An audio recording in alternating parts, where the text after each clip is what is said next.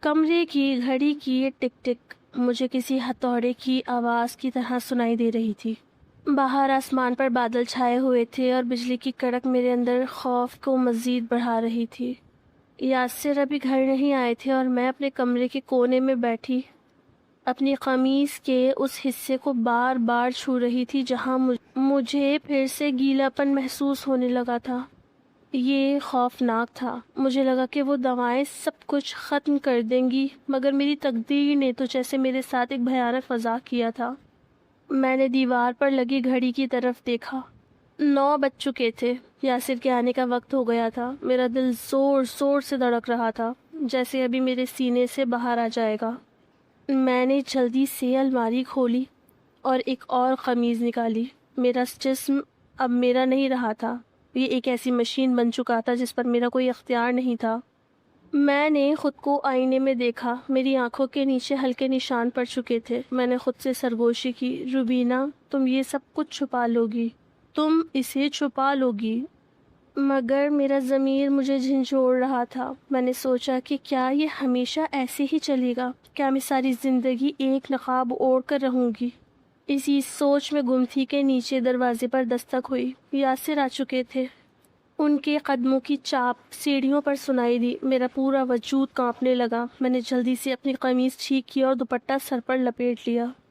کمرے کا دروازہ زور سے کھلا۔ یاسر غصے میں لگ رہے تھے۔ ان کے چہرے پر تھکن کے ساتھ ساتھ ایک عجیب سی چڑچڑاہٹ تھی۔ روبینہ، آج کھانے میں کیا ہے؟ انہوں نے سختی سے پوچھا۔ میں نے آہستہ آواز میں جواب دیا، بس تیار ہی ہے، میں لاتی ہوں۔ جیسے ہی میں اٹھنے لگی میرا پاؤں کارپیٹ سے ٹکرا گیا اور میں لڑکھڑا گئی۔ یاسر کی نظریں میری قمیض کے اوپر والے حصے پر پڑی۔ انہوں نے ایک عجیب سی نظر مجھ پر ڈالی۔ میرا سانس حلق میں اٹک گیا۔ کیا انہوں نے دیکھ لیا تھا؟ کیا انہیں شک ہو گیا تھا؟ انہوں نے آگے بڑھ کر میرا بازو پکڑا۔ ان کی گرفت اتنی سخت تھی کہ مجھے تکلیف محسوس ہوئی۔ تم آج کل اتنی خاموش کیوں رہتی ہو؟ اور یہ کیا ہے؟ انہوں نے میرے دوپٹے کی طرف اشارہ کیا۔ میں نے پیچھے ہٹنے کی کوشش کی۔ کچھ نہیں، بس تھوڑی طبیعت خراب ہے، سر میں درد ہے۔ انہوں نے میرا ہاتھ جھٹک دیا اور غصے سے چلائے، طبیعت خراب ہے یا پھر کچھ چھپا رہی ہو؟ مجھے تمہارے خاندان کا وہ ڈرامہ اب تک یاد ہے، تمہاری ماں، تمہارے باپ کی وہ لڑائیاں، کیا تم بھی وہی کچھ تو نہیں کر رہی؟ ان کے الفاظ میرے دل میں خنجر کی طرح اترے۔ میں نے روتے ہوئے کہا، یاسر پلیز ایسی بات نہ کریں، مگر وہ نہیں رکے۔ وہ میرے قریب آئے، اتنے قریب کہ ان کی گرم سانسیں میرے چہرے پر محسوس ہو رہی تھی۔ اچانک ان کا ہاتھ میری قمیص پر لگا۔ ایک ٹھنڈا احساس میرے وجود میں پڑ گیا، ایک ٹھنڈا احساس میرے پورے وجود میں دوڑ گیا۔ قمیض بھیگ رہی تھی۔ میں نے اپنی آنکھیں بند کر لی۔ اب سب کچھ سامنے آنے والا تھا۔ اب وہ لمحہ آ گیا تھا جس سے میں مہینوں سے ڈر رہی تھی۔ یاسر کا ہاتھ میرے سینے پر تھا اور انہوں نے وہ گیلا پن محسوس کر لیا تھا۔ انہوں نے حیرت اور غصے سے مجھے دیکھا۔ ایک خاموشی کمرے میں چھا گئی۔ وہ خاموشی اتنی گہری تھی کہ مجھے اپنے دل کی دھڑکنیں بھی سنائی دے رہی تھی۔ یاسر کی آنکھیں بڑی ہو گئیں۔ ان کا چہرہ غصے سے سرخ ہو گیا، مگر پھر اس غصے میں ایک عجیب سی حیرت شامل ہو گئی۔ یہ کیا ہے؟ انہوں نے کپکپاتی آواز میں پوچھا۔ میں زمین پر گر پڑی۔ میں نے اپنا سر اپنے ہاتھوں میں چھپا لیا۔ اب کوئی راستہ نہیں بچا تھا، کوئی جھوٹ نہیں تھا جسے میں بول سکتی تھی۔ اب میرے اور یاسر کے درمیان کا وہ پردہ گرنے والا تھا جو میری زندگی کا آخری سہارا تھا۔ میرا دل کر رہا تھا کہ زمین پھٹ جائے اور میں اس میں سما جاؤں۔ میں نے سسکیوں کے ساتھ کہا، یاسر میں آپ کو بتانا چاہتی تھی، مگر میں ڈرتی تھی۔ یاسر نے ایک قدم پیچھے ہٹایا، جیسے انہیں مجھ سے کراہت ہو رہی ہو۔ کمرے کا درجہ حرارت جیسے منجمد ہو گیا تھا۔ باہر بجلی پھر کڑکی، مگر اس بار اس کی آواز میرے رونے کی آواز سے دب گئی۔ میں نے دیکھا کہ یاسر کا ہاتھ کانپ رہا تھا۔ ان کے چہرے پر نفرت، حیرت اور غصے کا ایک ایسا ملا جلا تاثر تھا جسے میں کبھی بھول نہیں سکتی۔ یہ میری زندگی کا سب سے طویل لمحہ تھا۔ میں جانتی تھی کہ اس کے بعد میری زندگی کبھی پہلے جیسی نہیں رہے گی۔ چاہے یاسر مجھے مار دیں یا گھر سے نکال دیں یا ہمیشہ کے لیے چھوڑ دیں، مگر یہ راز اب باہر آ چکا تھا۔ میں نے آہستہ سے اپنا سر اٹھایا اور یاسر کی آنکھوں میں دیکھا۔ وہاں کوئی ہمدردی نہیں تھی، صرف ایک سوال تھا، ایک ایسا سوال جس کا جواب شاید میرے پاس کبھی نہیں تھا۔ یاسر نے سختی سے میرا بازو جکڑا اور دوسرے ہاتھ سے میری چھاتی دبا دی۔ میرے حلق سے ایک زوردار چیخ نکلی اور ساتھ ہی میری پوری شرٹ۔ میرے گھر کا ماحول بہت عجیب تھا۔ میں اسی ماحول میں گھٹی جا رہی تھی جہاں بابا ہر وقت ماما کو باتیں سناتے تھے۔ ان دونوں کے درمیان جھگڑے چلتے رہتے تھے اور ان جھگڑوں کی وجہ سے میری ذہنی حالت اتنی خراب ہو گئی تھی کہ میں اکثر خوف زدہ ہو کر کسی کونے میں بند ہو جاتی تھی اور پھر چھپ چھپ کر رونے لگتی تھی۔ بچپن سے لے کر اب تک میری زندگی کا یہی معمول تھا۔ کبھی کبھی میں سوچتی تھی کہ اگر میرے ماں باپ ایک دوسرے کو پسند نہیں کرتے تو پھر وہ اس رشتے کو ختم کیوں نہیں کرتے تھے۔ ان دونوں کی وجہ سے مجھے شادی جیسے رشتے سے ہی نفرت ہو گئی تھی۔ میرے لیے گھر کا مطلب محبت نہیں بلکہ چیخیں اور لڑائیاں تھیں۔ میں نے اپنی زندگی کے بہترین سال ان دیواروں کے بیچ ڈر اور خوف میں گزارے تھے۔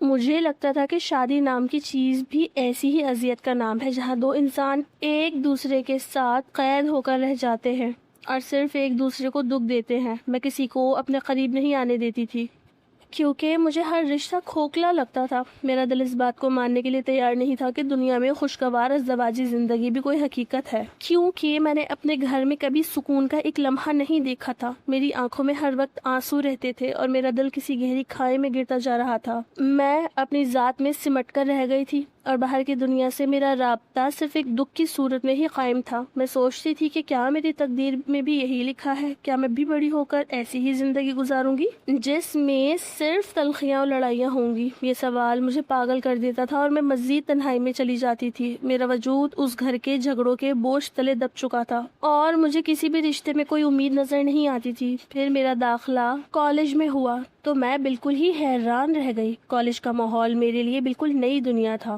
جہاں میں نے زندگی کے رنگ دیکھے تھے۔ میں وہاں دوسری لڑکیوں کو دیکھ کر حیران رہ جاتی تھی۔ وہ صرف خود اعتماد ہی نہیں تھی بلکہ ان کے ماں باپ کسی وجہ سے کالج جاتے یا وہ اپنے والدین کا ذکر کرتی تو ان کی آنکھوں میں ایک خاص چمک ہوتی تھی۔ یہ چمک دیکھ کر میرا دل کڑتا تھا کیونکہ میرے لیے یہ سب خواب جیسا تھا، جبکہ مجھے تو ہر وقت یہ خوف رہتا تھا کہ کب میرے بابا میری ماما کو مارنا شروع نہ کر دے اور گھر کا سکون برباد نہ ہو جائے۔ ان لڑکیوں کی خوشی دیکھ کر مجھے اپنی محرومی کا احساس شدت سے ہوتا تھا۔ میں سوچتی تھی کہ کیا واقعی والدین کے ساتھ تعلق ایسا بھی ہو سکتا ہے جہاں ڈر کے بجائے پیار ہو، جہاں چیخوں کی جگہ مسکراہٹیں ہوں۔ میں اپنی کلاس میں بیٹھ کر خاموشی سے ان سب کو دیکھتی رہتی تھی اور دل ہی دل میں روتی تھی کہ میرے نصیب میں کیوں صرف اندھیرا اور تلخی لکھی ہے۔ مجھے ایسا لگتا تھا کہ میں کسی الگ سیارے سے آئی ہوں جہاں صرف دکھ ہی دکھ ہے۔ میں ان لڑکیوں سے بات کرنے کی کوشش کرتی مگر میرا گلا رن جاتا تھا کیونکہ مجھے لگتا تھا کہ اگر میں نے اپنی حقیقت بتائی تو وہ سب مجھ پر ہنسیں گی یا شاید مجھے ترس کی یا نظروں سے دیکھیں گی، جو مجھے بالکل پسند نہیں تھا۔ میں بس ایک گوشے میں بیٹھ کر ان کی ہنسی خوشی کو دیکھتی رہتی تھی اور یہ دعا کرتی تھی کہ کاش میرا گھر بھی ایسا ہی ہوتا جہاں کوئی ڈر نہ ہوتا۔ ایک دن میں کالج سے واپس آئی تو گلی کے کونے سے ہی شور ہنگامے کی آوازیں آ رہی تھی۔ میں دوڑتی ہوئی گھر پہنچی تو میرے ماں باپ پوری طرح جگڑ رہے تھے اور میرے بابا کے ہاتھ میں چھری تھی۔ یہ دیکھتے ہی میں گھبرا کر بے ہوش ہو گئی۔ جب مجھے ہوش آیا تو میں ہسپتال کے بستر پہ تھی۔ ڈاکٹر نے مجھے کچھ دوائیں وغیرہ دے دی تھی۔ میرے بابا میرے پاس کھڑے تھے اور میرے سر پر ہاتھ رکھتے ہوئے کہہ رہے تھے پریشان نہ ہو روبینہ، کچھ نہیں ہوا ہے۔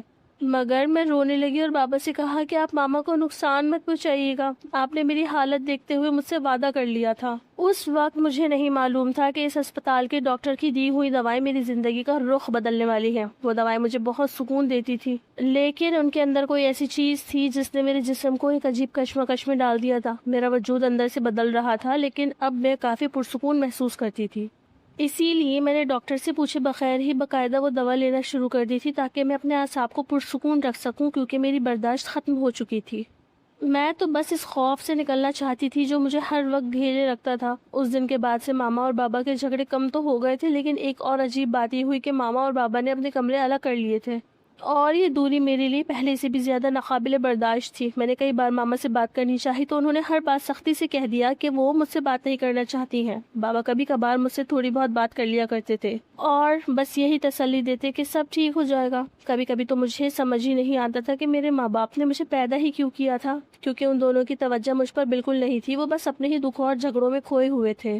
ایسے ہی ایک مہینہ گزر گیا تھا اور پھر ایک رات جب میں سونے کے لیے لیٹی تو مجھے اپنے وجود پر ایک عجیب سا احساس ہونے لگا۔ میری چھاتیوں کا سائز مجھے کچھ دنوں سے بڑا لگ رہا تھا لیکن آج مجھے بہت زیادہ بھاری پن محسوس ہو رہا تھا۔ مجھے لگا کہ شاید کالج کی تھکن یا ذہنی پریشانی کی وجہ سے ایسا ہو رہا ہو اور پھر میں اسی الجھن کے ساتھ سونے لیٹ گئی۔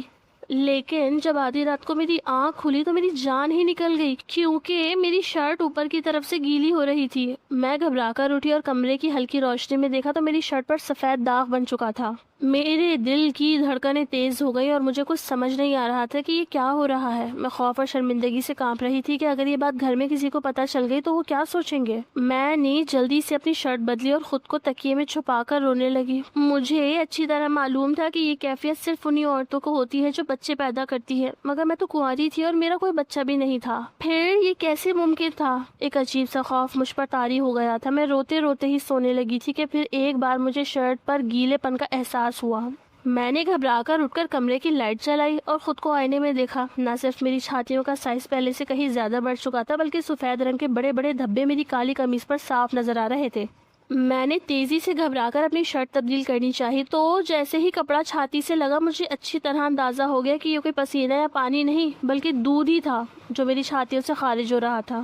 میرا ذہن معوف ہو گیا اور میں وہی فرش پر بیٹھ کر دھاڑے مار کر رونے لگی۔ میں نے کبھی سوچا بھی نہیں تھا کہ میری زندگی میں ایسا موڑ بھی آئے گا جہاں مجھے اپنے ہی جسم سے اجنبیت محسوس ہوگی۔ میں نے فوراً ایک پرانی چادر اپنے گرد لپیٹی تاکہ کسی کو کچھ نظر نہ آئے اور میں اپنے کمرے میں ہی ایک کونے میں دبک کر بیٹھ گئی۔ میری سانسیں تیز ہو رہی تھی اور دل کی دھڑکنیں جیسے میرے سینے سے باہر نکل کر دیواروں سے ٹکرا رہی ہوں۔ میں سوچ رہی تھی کہ یہ سب کیسے ممکن ہوا۔ پھر میں نے خود سے سوال کیا کہ کیا اب کبھی میں ایک نارمل لڑکی کی طرح رہ سکوں گی؟ کیا اب کبھی میری زندگی میں سکون آئے گا یا میں ساری عمر اسی خوف میں مبتلا رہوں گی؟ اسی رات یہ عالم تھا کہ ایک ہی رات میں مجھے 4 قمیضیں بدلنا پڑی کیونکہ بار بار کے رساؤ سے کپڑے بھیگ جاتے تھے اور مجھے اپنے آپ سے کراہت ہونے لگی تھی۔ اگلی صبح جب میں کمرے سے باہر نکلی تو میں نے خود کو دوپٹے سے مکمل طور پر لپیٹ رکھا تھا تاکہ کوئی میرے جسم کی غیر معمولی ساخت کو نہ دیکھ سکے۔ میں بس اس انتظار میں تھی کہ بابا آفس جائیں اور میں ماما سے اپنی تکلیف کا ذکر کر سکوں۔ جیسے ہی گھر کا دروازہ بند ہوا اور سناٹا چھا گیا، میں ہمت کر کے ماما کے پاس گئی۔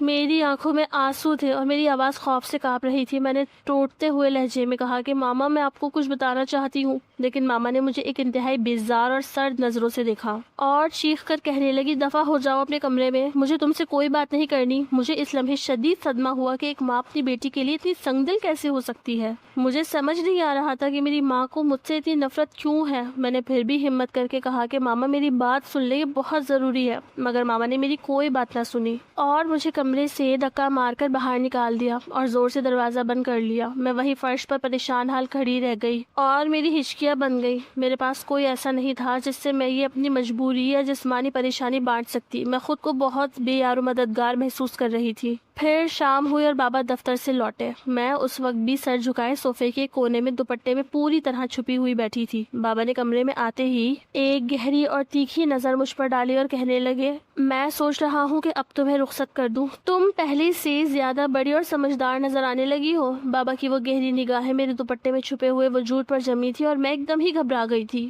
کہ کہیں انہیں میری حقیقت کا علم نہ ہو جائے۔ میں نے جلدی سے اپنا چہرہ اور چھپا لیا اور وہاں سے اٹھ کر بھاگ گئی۔ بابا نے شاید میری اس عجیب حرکت پر غور نہیں کیا اور وہ اپنے کمرے میں چلے گئے، مگر کچھ ہی دیر بعد وہاں سے پھر وہی پرانے آوازیں اور جھگڑوں کا شور شروع ہو گیا جو میرے لیے قیامت سے کم نہیں تھا۔ میرا دل کر رہا تھا کہ میں گھر سے نکل کر کہیں دور چلی جاؤں جہاں کوئی مجھے نہ دیکھے اور نہ ہی مجھ سے سوال کرے۔ جب شور اور ہنگامی کی آوازیں بڑھنے لگی تو میں نے گھبرا کر پھر وہی سکون کی دوائیں کھا لی، یہ سوچ کر کے شاید اس سے میرا خوف اور یہ عجیب سی کیفیت ختم ہو جائے۔ دوا کھاتے ہی مجھے شدید نیند آنے لگی اور جب میری آنکھ کھلی تو میرے کپڑوں کے ساتھ ساتھ بستر کی چادر بھی بری طرح گیلی تھی اور میرے وجود سے ایک عجیب سی بو اٹھ رہی تھی۔ میں شدید خوف زدہ ہو گئی تھی اور میرا دل چاہ رہا تھا کہ میں کہیں چھپ جاؤں۔ میں نے جلدی جلدی اپنی شرٹ تبدیل کی، بستر کی چادر اتاری اور سارے کپڑے دھو کر چھپا دیے تاکہ کسی کو کچھ معلوم نہ ہو سکے۔ پھر رات کے کھانے پر جب بابا نے مجھے باہر بلایا تو میں سر جھکائے خود کو اپنے دوپٹے میں مکمل چھپائے ہوئے کھانے کی ٹیبل پر پہنچ گئی۔ بابا نے ایک گہری نظر مجھ پر ڈالی اور سرد لہجے میں کہنے لگے کہ میں نے اپنے ایک دوست سے بات کی ہے، وہ اپنے بیٹے کا رشتہ تمہارے لیے لانا چاہتا ہے، تم تیار رہنا۔ یہ کہہ کر بابا نے تو بات ختم کر دی تھی لیکن میرے رونگٹے کھڑے ہو گئے تھے، میری روح کانپ اٹھی تھی۔ میں تو ابھی ایک سنگین جسمانی پریشانی میں الجھی ہوئی تھی کہ بابا نے رشتے کی بات چھیڑ کر مجھے مزید گہری کھائی میں دھکیل دیا تھا۔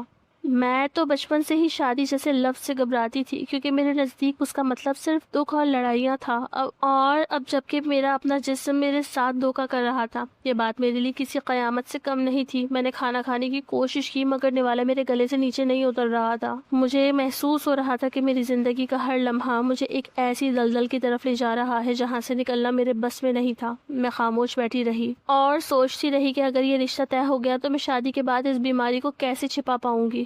یہ خوف مجھے اندر ہی اندر کھائے جا رہا تھا اور مجھے سمجھ نہیں آ رہی تھی کہ میں اپنی یہ عزت کس کے سامنے بیان کروں؟ میرے پاس کوئی ایسا سہارا نہیں تھا جس سے میں یہ کہہ سکوں کہ میں اندر سے ٹوٹ چکی ہوں، اور مجھے اس وقت اپنی جان سے زیادہ کسی اور چیز کی پرواہ نہیں تھی۔ اگلے دن جب میں کالج گئی تو تھوڑی ہی دیر بعد میری شرٹ پھر سے بھیگنے لگی۔ میں نے خود کو دوپٹے میں چھپانے کی بھرپور کوشش کی، لیکن سفید یونیفارم پہ وہ بھیگے ہوئے نشانات صاف دکھائی دے رہے تھے۔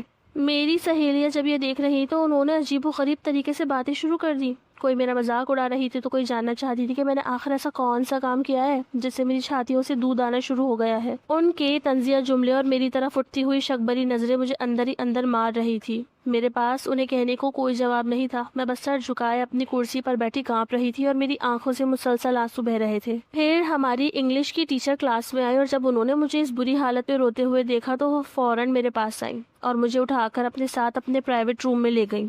وہاں جا کر انہوں نے بڑی شفقت سے مجھ سے پوچھا کہ آخر بات کیا ہے، تو میں مزید ضبط نہ کر سکی اور میں نے روتے ہوئے انہیں سب کچھ سچ سچ بتا دیا کہ یہ سب کب اور کیسے شروع ہوا اور میں کتنی اذیت میں مبتلا تھی۔ میں نے انہیں یہ بھی بتایا کہ مجھے خود نہیں پتا کہ یہ کیوں ہو رہا ہے، بس کچھ عرصے سے ہی ایسا ہونا شروع ہو گیا ہے۔ میری ٹیچر نے میری بات بہت غور سے سنی اور میرے سر پر ہاتھ رکھ کر کہنے لگی کہ پریشان نہ ہو بیٹا، میں تمہاری مدد کروں گی۔ وہ واقعی ایک فرشتہ ثابت ہوئی۔ انہوں نے فوراً اپنی کسی قریبی دوست سے بات کی جو ایک ماہر لیڈی ڈاکٹر تھی اور انہیں کچھ دیر میں کالج ہی بلوا لیا۔ ڈاکٹر صاحبہ نے مجھے بہت ہمدردی سے دیکھا اور میرا معائنہ کرنے کے بعد بتایا کہ یہ کسی خطرناک بیماری کی علامت نہیں بلکہ اس دوا کا سائیڈ افیکٹ ہے جو میں نے ہسپتال میں لی تھی۔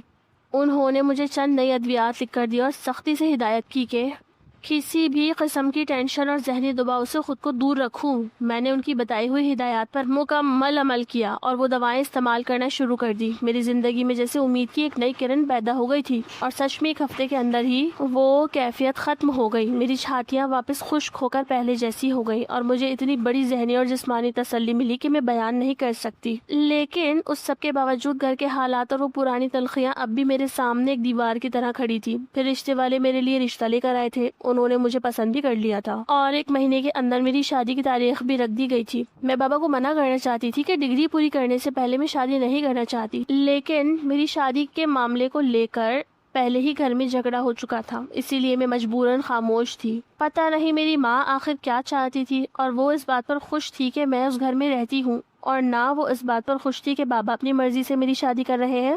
خیر، بابا کے فیصلے کے آگے ماما کی بھی ایک نہ چلی اور میں 1 مہینے بعد رخصت ہو کر اپنے سسرال پہنچ گئی۔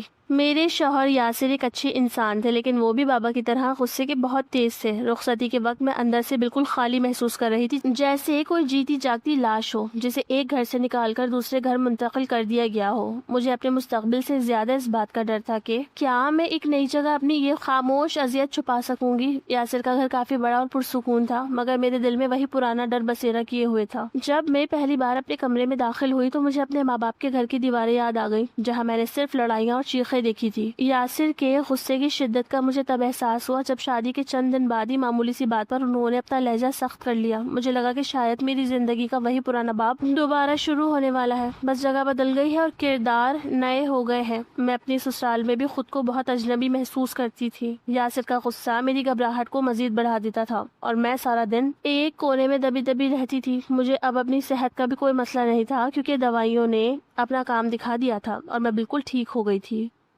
مگر شادی کی بندش نے مجھے ذہنی طور پر قید کر دیا تھا۔ میں یاسر کے سامنے جانے سے بھی ڈرتی تھی کہ کہیں وہ میرے کسی رد عمل پر بھڑک نہ اٹھے اور میں دوبارہ اسی خوف کی دنیا میں نہ چلی جاؤں جو میرے بچپن کا ساتھی رہا تھا۔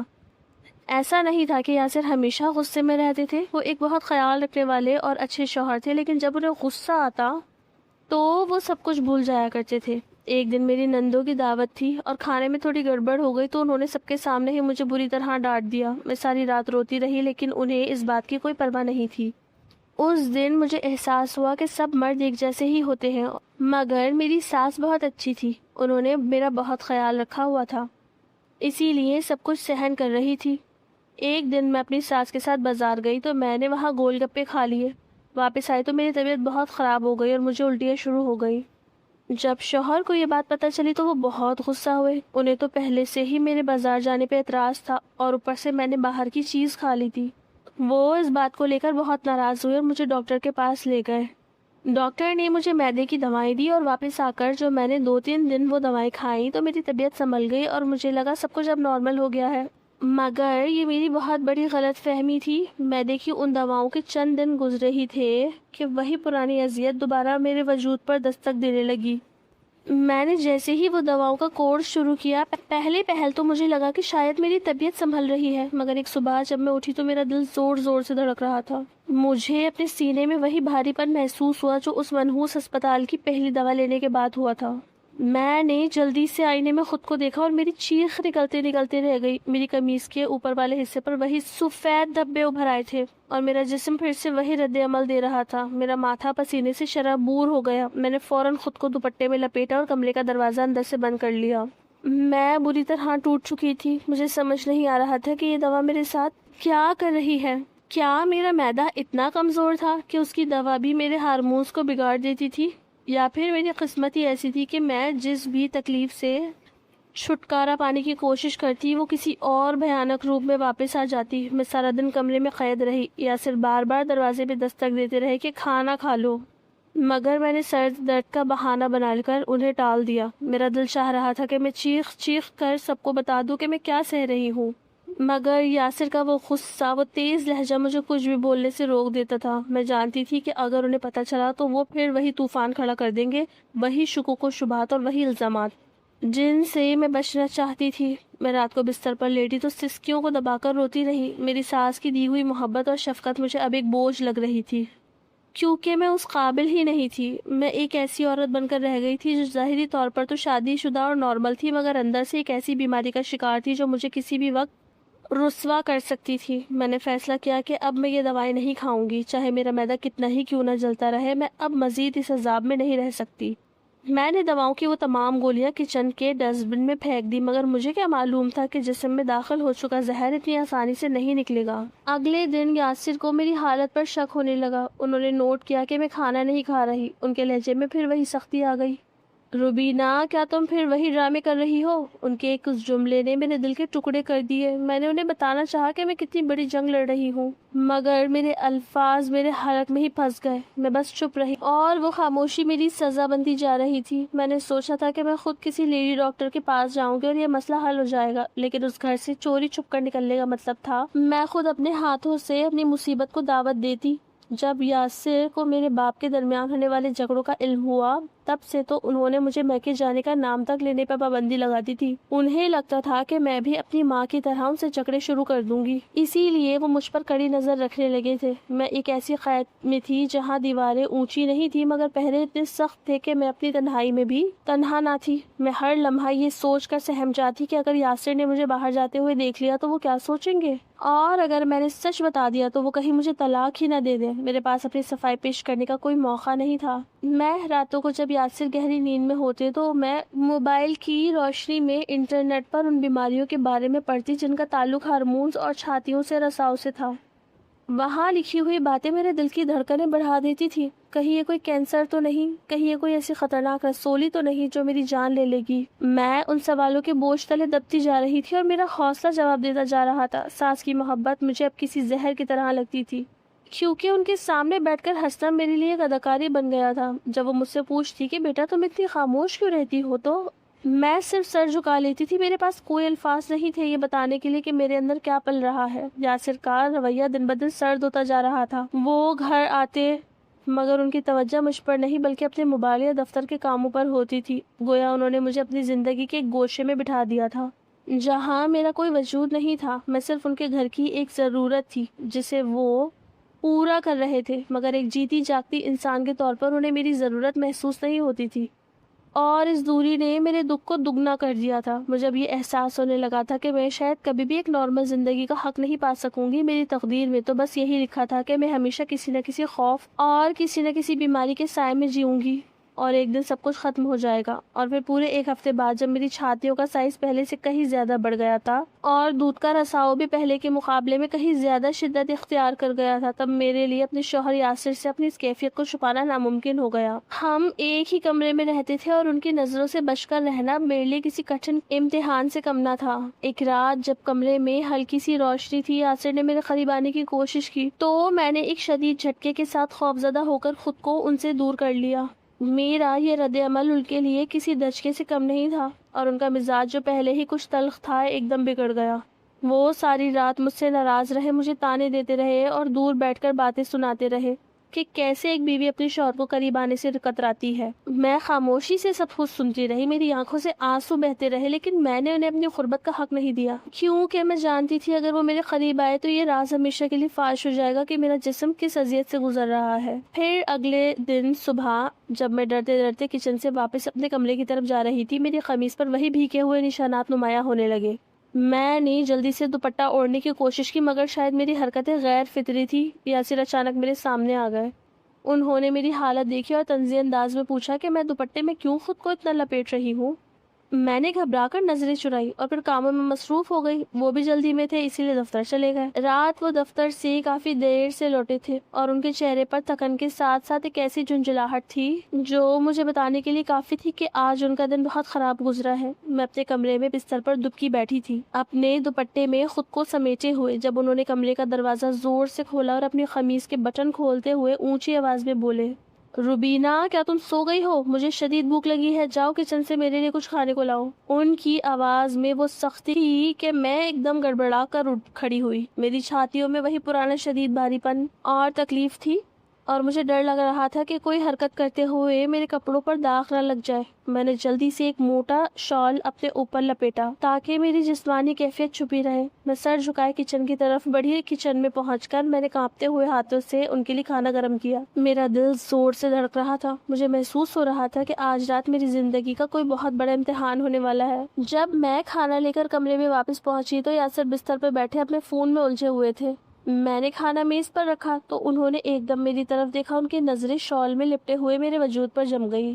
یہ کیا پہن رکھا ہے تم نے؟ اتنی گرمی میں یہ شال کیوں اوڑھی ہوئی ہے؟ انہوں نے چڑچڑے پن سے پوچھا۔ میں نے گھبرا کر جواب دیا، بس مجھے تھوڑی سردی محسوس ہو رہی تھی۔ یاسر نے کھانا کھانے کے بجائے میرا بازو پکڑا اور مجھے اپنی طرف کھینچا۔ تم آج کل مجھ سے بہت دور دور رہتی ہو، کیا بات ہے؟ تم بھی کہیں اپنی ماں کی طرح تو نہیں جو شوہر کو پاؤں کی جوتی سمجھتی ہے؟ کیا تم بھی وہی کچھ تو نہیں کر رہی؟ ان کے الفاظ میرے دل میں خنجر کی طرح اترے۔ میں نے روتے ہوئے کہا، یاسر پلیز ایسی بات نہ کرے، مگر وہ نہیں رکے۔ ان کا ہاتھ غصے میں میری شال کی طرف بڑھا۔ دکھاؤ مجھے تم کیا چھپا رہی ہو۔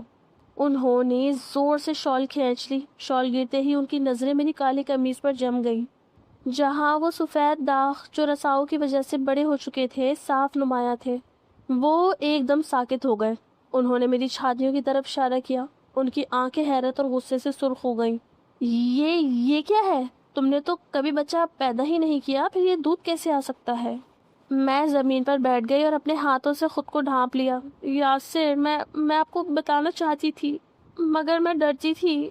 یاسر نے ایک قدم پیچھے ہٹایا جیسے انہیں مجھ سے کراہت ہو رہی ہو۔ کمرے کا درجہ حرارت جیسے منجمد ہو گیا تھا۔ ان کا غصہ اب ایک ایسی خوفناک شکل اختیار کر چکا تھا جیسے میں کبھی بھول نہیں سکتی تھی۔ انہوں نے مجھ پر ایک طنزیہ نظر ڈالی اور چلائے، کیا تم نے مجھے دھوکہ دیا ہے؟ یہ وہ لمحہ تھا جہاں میری ساری امیدیں دم توڑ گئی۔ یاسر کا غصہ، ان کی چڑچڑاہٹ اور پھر یہ انکشاف، سب کچھ مل کر میری دنیا بکھیر رہا تھا۔ میں نے یاسر کی طرف دیکھتے ہوئے ٹوٹتی ہوئی آواز میں کہا، یاسر میں نے آپ سے جو کچھ چھپایا اس کی وجہ میری خاموشی، آپ کا خوف تھا، بدکاری نہیں۔ یہ سب کچھ ان دواؤں کا سائیڈ ایفیکٹ ہے جو مجھے ہسپتال میں دی گئی تھی جب میرے گھر کے حالات کی وجہ سے میری ذہنی حالت خراب ہو گئی تھی۔ میں نے خود سے یہ نہیں کیا، یہ میرے جسم کا غیر ارادی رد عمل ہے جس پر میرا کوئی اختیار نہیں ہے۔ یاسر نے میری طرف مڑ کر دیکھا۔ ان کی آنکھوں میں اب بھی شبہ کی ایک چنگاری باقی تھی۔ انہوں نے سرد لہجے میں جواب دیا، دواؤں کا اثر؟ روبینہ تم کیا سمجھتی ہو کہ میں اتنا سادہ ہوں؟ کوئی بھی دوا انسان کے نظام کو اتنا نہیں بگاڑ سکتی۔ کل ہم اسپتال جائیں گے، اگر ڈاکٹر نے تمہاری اس بات کی تصدیق نہ کی تو یاد رکھنا میرے گھر میں تمہاری کوئی جگہ نہیں بچے گی۔ میں کچھ بول نہ سکی، میرے پاس اپنے دفاع میں کچھ تھا ہی نہیں سوائے اس سچ کے جو مجھے خود بھی پوری طرح سمجھ نہیں آ رہا تھا۔ یاسر اٹھے اور بغیر کچھ کھائے کمرے سے نکل گئے۔ یاسر کا وہ خاموش اور سرد رویہ کمرے میں ایک ایسی ویرانی چھوڑ گیا تھا جو میری چیخوں سے زیادہ خوفناک تھی۔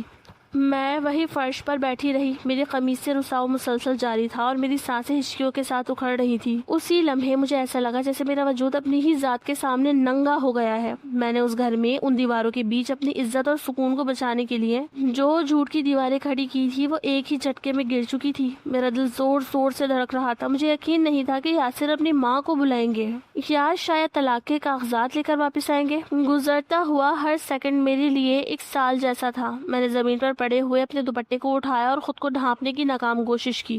مجھے اپنی ماں کا وہ رویہ یاد آیا جب میں نے ان سے اپنی تکلیف کا ذکر کیا تھا، اور اب یاسر کا وہ سرد مہری بھرا انداز میرے سامنے تھا۔ کیا دنیا میں کوئی بھی ایسا نہیں تھا جو میری اس بے بسی کو سمجھ سکتا؟ کیا میرا جسم واقعی میرا دشمن بن چکا تھا؟ کمرے کے باہر سے مجھے ہلکی سی سرگوشی سنائی دی۔ یاسر اپنی ماں سے بات کر رہے تھے، ان کی آواز دبی ہوئی تھی مگر ان کا غصہ ابھی بھی برقرار تھا۔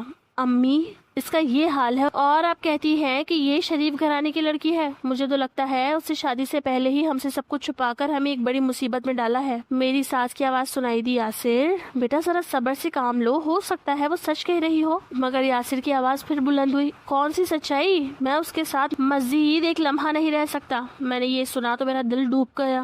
میں نے فوراً اٹھنے کی کوشش کی کہ بھاگ کر باہر جاؤں اور ان کے پیر پکڑ لوں، انہیں بتاؤں کہ میں واقعی معصوم ہوں، مگر میرے پیر جواب دے گئے تھے۔ میں وہی دیوار سے ٹیک لگا کر بیٹھ گئی۔ میرے وجود میں ایک ایسی بے حسی اتر رہی تھی جیسے میری روح اب اس جسم کو چھوڑنے پر آمادہ ہو۔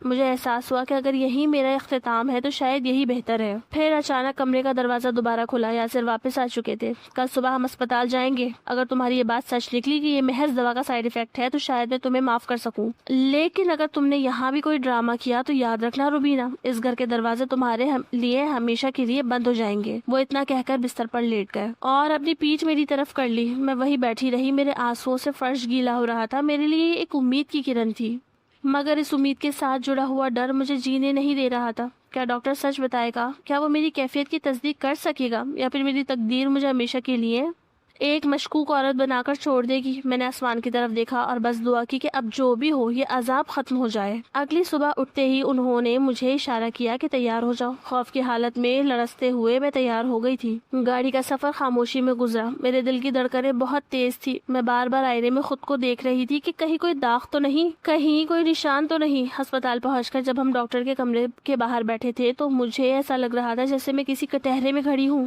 یاسر کا غصہ ٹھنڈا ہو چکا تھا مگر ان کی سنجیدگی مجھے جینے نہیں دے رہی تھی۔ آخر کار میرا نام پکارا گیا اور ہم ڈاکٹر کے کمرے میں داخل ہوئے۔ یاسر نے ڈاکٹر کے سامنے مجھے اور میرے مسئلے کو کچھ اس طرح پیش کیا جیسے میں کوئی مجرم ہوں۔ ڈاکٹر نے میری طرف دیکھا، پھر یاسر کی طرف، اور پھر وہ فائل کھولی جس میں میرا پرانا ریکارڈ موجود تھا۔ کمرے کی فضا بوجھل تھی۔ میں نے نظریں جھکا لی، میری روح کانپ رہی تھی کہ اب کیا ہونے والا ہے۔ ڈاکٹر نے فائل بند کی اور ایک گہری سانس لیتے ہوئے یاسر کی طرف دیکھا۔ ان کی آواز میں ٹھہراؤ اور سنجیدگی تھی۔ مسٹر یاسر، آپ کی اہلیہ جو کہہ رہی ہیں وہ طبی اعتبار سے بالکل درست ہے۔ یہ کوئی بیماری یا کوئی پوشیدہ راز نہیں، بلکہ ان دواؤں کا سائیڈ افیکٹ ہے جو انہوں نے شدید ذہنی دباؤ کے دور میں لی تھی۔ یہ ہارمونل عدم توازن ہے جو درست علاج اور ذہنی سکون سے چند دنوں میں ختم ہو جائے گا۔ ڈاکٹر کے یہ الفاظ سن کر یاسر کا چہرہ زرد پڑ گیا۔ وہ جو اب تک مجھ پر شک کی تلوار لٹکائے کھڑے تھے، ان کے کندھے اچانک جھک گئے۔ ہسپتال کی راہداری میں خاموشی چھا گئی۔ یاسر نے گاڑی میں بیٹھتے ہی میری طرف دیکھا۔ ان کی آنکھوں میں ندامت کے آنسو تھے۔ انہوں نے میرے ہاتھ پر اپنا ہاتھ رکھا اور لرزتی ہوئی آواز میں بولے، روبینہ مجھے معاف کر دو، میں نے تم پر کتنا بڑا الزام لگایا۔ میں نے کئی بار تمہارے ماں باپ کو لڑتے دیکھا تھا، میں تمہاری ماں کی چیخیں سنی تھی اور تمہارے باپ کا وہ ظالمانہ رویہ دیکھا تھا، تو مجھے لگا کہ شاید تمہارے خون میں ہی یہ تلخی ہے اور تم بھی وہی راستہ اپنا رہی ہو۔ میں نے تمہاری خاموشی کو غلط سمجھا اور ڈر گیا کہ کہیں میرا گھر بھی وہی جہنم نہ بن جائے جو میں نے تمہارے گھر میں دیکھا تھا۔ میں تم سے نہیں بلکہ اس خوف سے لڑ رہا تھا جو تمہارے باپ کی وجہ سے میرے دل میں بیٹھ گیا تھا۔ اس دن کے بعد یاسر کا رویہ مکمل بدل گیا۔ وہ نہ صرف میرا خیال رکھنے لگے بلکہ ان کا غصہ بھی غائب ہو گیا۔ ہم دونوں ایک نارمل اور پرسکون زندگی کی طرف لوٹنے لگے تھے، جیسے کوئی بند کمرے میں کھڑکی کھل گئی ہو۔ پھر کچھ ماہ بعد ایک دن میری ماں مجھ سے ملنے سسرال آئی۔ وہ کافی بوڑھی اور تھکی ہوئی لگ رہی تھی۔ ہم دونوں اکیلے بیٹھے تھے تو انہوں نے میرا ہاتھ تھام لیا اور روتے ہوئے ایک ایسا راز کھولا جس نے میرے پیروں تلے سے زمین نکال دی تھی۔ روبینہ بیٹا، انہوں نے رسی آواز میں کہا، میں جانتی ہوں تم مجھ سے نفرت کرتی تھی کہ میں تمہیں ہمیشہ دور رکھتی ہوں، مگر وہ تمہارا باپ، وہ شخص جس کو تم بابا کہتی ہو، وہ تمہارا سگا باپ نہیں تھا۔ وہ تم پر بری نظر رکھتا تھا اور تمہارے سامنے وہ جو اچھا بنتا تھا وہ سب ایک ڈھونگ تھا۔ میرے درمیان جو جھگڑے ہوتے تھے اس کی اصل وجہ یہی تھی کہ میں اس کی اصلیت جانتی تھی اور تمہیں اس سے دور رکھنا چاہتی تھی۔ جب اس نے تمہاری شادی کی بات کی تو مجھے لگا وہ تمہارے ساتھ بھی وہی دھوکے بازی کر رہا ہے، اسی لیے میں اس دن خوش نہیں تھی اور نہ ہی بول پا رہی تھی، مگر شکر ہے اس رب کا کہ اس نے تمہیں یاسر جیسے اچھے انسان کے سپورٹ کر دیا اور تم اس شیطانی گھر سے ہمیشہ کے لیے نکل گئی۔ میں ساکت رہ گئی۔ میری ماں بری نہیں تھی، وہ تو مجھے بچا رہی تھی، اور جس باپ کو میں آج تک بابا سمجھتی تھی وہ تو میرے وجود کے لیے خطرہ تھا۔ یاسر نے جب یہ سنا تو وہ میرے پاس آئے اور مجھے سینے سے لگا لیا۔ اس دن مجھے سمجھ آیا کہ میری زندگی کے تمام دکھ، وہ بیماری، وہ تنہائی، سب اسی ایک انسان کی نحوست کا نتیجہ تھے۔ اب یاسر کی محبت اور میرے گھر کے سکون نے مجھے وہ زندگی دے دی تھی جس کا میں نے خواب میں بھی تصور نہیں کیا تھا۔ زندگی میں ہمیشہ یہ یاد رکھیں کہ کسی انسان، خاص طور پر ایک عورت کو بد کردار سمجھنے یا اس پر کوئی سنگین الزام لگانے سے پہلے سچائی کی گہرائی تک پہنچنا انتہائی ضروری ہے۔ ہم اکثر اپنی حدود، سوچ اور ماضی کے خوف کی اینک لگا کر دوسروں کے کردار کا فیصلہ کر بیٹھتے ہیں، جس سے نہ صرف بے گناہ کی زندگی تباہ ہو سکتی ہے بلکہ ہمارے اپنے رشتوں میں بھی اعتماد کی خلیج پیدا ہو جاتی ہے۔ ظاہری حالات اور خاموشی ہمیشہ مکمل کہانی نہیں سناتے، اسی لیے جلد بازی میں فیصلہ سنانے کے بجائے صبر، تحقیق اور ہمدردی کو اپنا شعار بنائیں۔ کسی کے دامن کو داغدار کرنے سے پہلے یہ ضرور جان لے کہ کہیں وہ خود کسی ایسے طوفان کا شکار نہیں جس سے لڑنا اس کے بس میں ہی نہ ہو، کیونکہ سچی تحقیق ہی بے گناہی کو ثابت کرنے اور رشتوں کو ٹوٹنے سے بچانے کا واحد راستہ ہے۔